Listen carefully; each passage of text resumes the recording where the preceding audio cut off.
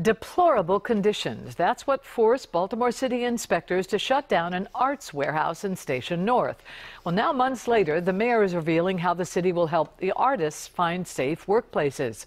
WJZ's live at City Hall. Rick Ritter with more on the plans that were just announced. Rick?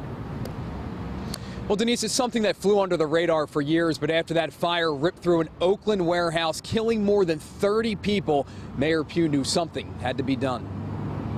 No beams, electrical problems, and a lack of proper exits. Last year at this time, city officials condemned the Bell Foundry, what was a popular art and performance space for years. The vacate had to happen. Now, 12 months later, Baltimore is finding those artists new spaces and new homes. We want the art community to feel more than welcome. The crackdown came after the deadliest fire in Oakland's history when flames ripped through a former warehouse where artists lived and worked.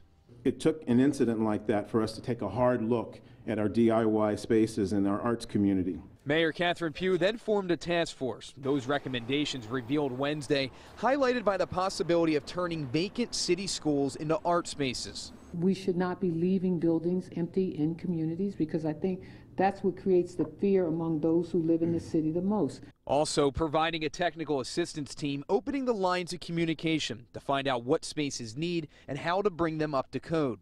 Technical assistance to artists and art spaces is probably the thing that came out most often and most strongly. An obvious sign that the city values artists, their work, and what they bring to the table. They bring a certain economic value to the city, and we want to make sure that we're continuing to enhance and grow that community in our city. The mayor and task force were criticized for how long it took to make the recommendations public. Mayor Pugh says she still needs to conduct a thorough review. I'm Rick Ritter reporting for WJZ. Now back to you.